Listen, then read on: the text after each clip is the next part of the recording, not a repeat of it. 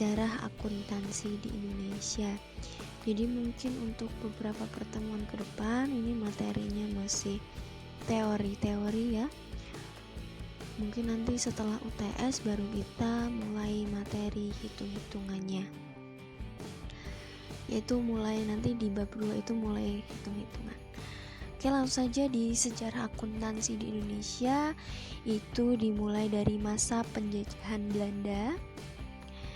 Jadi pada masa penjajahan Belanda ini perusahaan di Indonesia menggunakan sistem kontinental. Sistem kontinental itu kalau kalian ingat di bab selanjutnya itu adalah sistem yang digagas atau diprakarsai oleh Luca Pacioli. Nah, teorinya Luca Pacioli ini kan lebih ke tata buku. Nah, sebenarnya tata buku dan akuntansi itu berbeda ya, walaupun asalnya sama-sama dari pembukuan berpasangan. Untuk lebih jelasnya nanti bedanya seperti apa, kita akan membahasnya di bab kedua. Oke, selanjutnya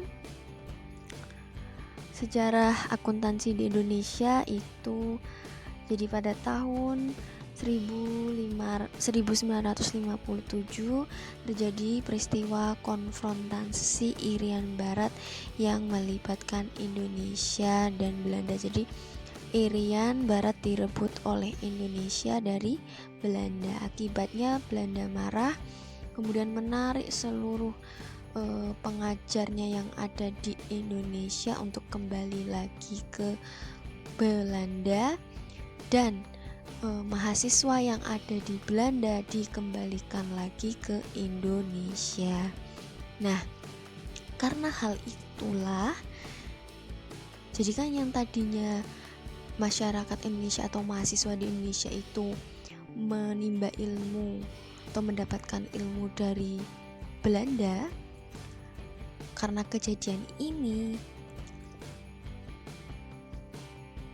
para mahasiswa yang dulunya belajar di Belanda itu tidak lagi memperoleh ilmu dari Belanda, melainkan pemerintah Indonesia mengirim mahasiswa-mahasiswa ini yang tadi dikembalikan dari Belanda untuk belajar di Inggris. Otomatis ilmunya juga berbeda. Nah, hal ini itu berkaitan dengan sejarah akuntansi di Indonesia. Jadi yang dulunya itu dasarnya adalah dari Belanda ya. Karena adanya kejadian ini, makanya dasarnya berubah menjadi ilmu yang dari Inggris, yang ilmunya ini disebut sebagai sistem Anglo-Saxon. Bisa diterima? Untuk yang poin 2 ini, kalau misal ada pertanyaan bisa ditulis di Google Form atau ditulis di kertas dulu, nanti disampaikan di Google Form. Kita lanjutkan ke poin ketiga ya. Poin ketiga ini itu mengenai penanaman modal asing atau PMA memberikan dampak positif terhadap perkembangan akuntansi, khususnya sistem akuntansi Anglo-Saxon. Jadi karena tadi kan mau tidak mau dasar akuntansinya kan berbeda karena tadi masalah konfrontasi Irian Barat itu. Nah, selain itu penanaman modal asing oleh pemerintah ini juga penanaman modal asing oleh pihak asing ini juga memberikan dampak positif perkembangan akuntansi, khususnya sistem akuntansi di akuntansi Anglo-Saxon.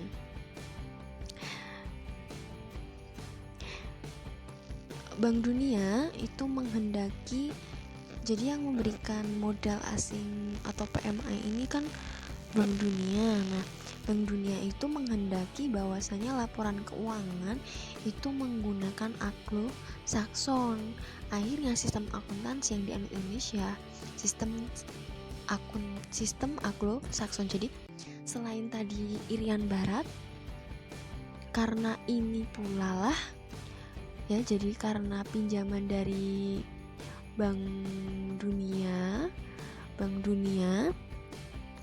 maka mau tidak mau sistem akuntansi yang diterapkan di Indonesia itu berubah menjadi Anglo-Saxon. Jadi ada dua sebab ya, tadi yang pertama konfrontasi Irian Barat, yang kedua juga karena ini penanaman modal asing. Jadi Bank Dunia ini maunya laporan keuangannya bentuknya Anglo-Saxon. Tadi kan Bu Irma bilang bahwasanya Anglo-Saxon dan kontinental itu kan berbeda. Nah, si Bank Dunia ini maunya Anglo-Saxon. Jadi mau tidak mau Indonesia harus mengubah sistemnya menjadi Anglo-Saxon. Oke, yang kedua ada yang keempat tahun 1960. Jadi setelah 1960 akuntansi Amerika atau Anglo-Saxon. Jadi sistem Anglo-Saxon ini diterapkan di Amerika dan Inggris ya. Yang pertama mempeloporinya itu ada di Amerika dan Inggris.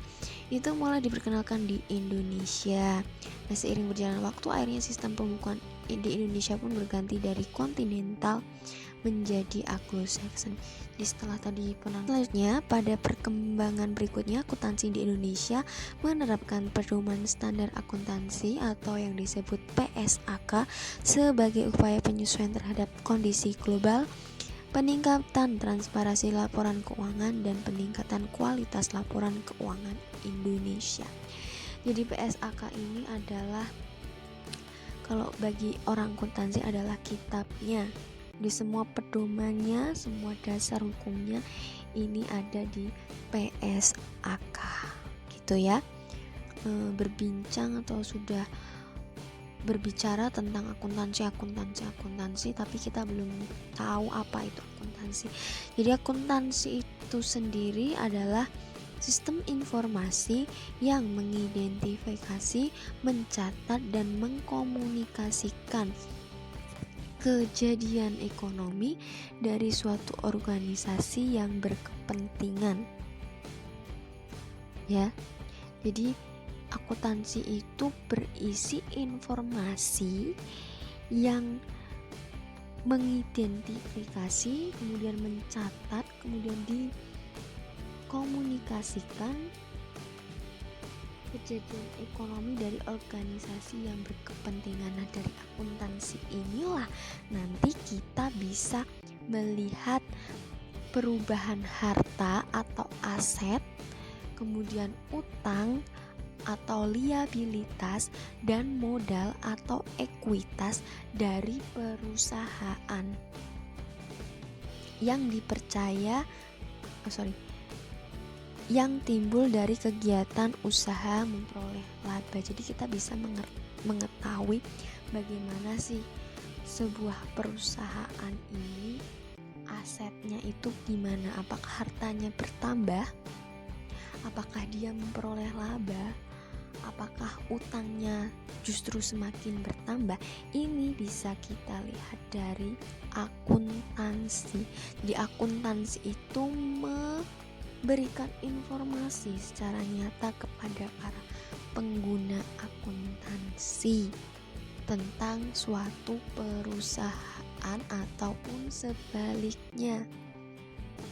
Berdasarkan pengertian akuntansi tadi yang sudah saya sampaikan di slide sebelumnya, akuntansi ya, pengertian akuntansi itu mengandung kegiatan utama akuntansi sebagai berikut. Yang pertama,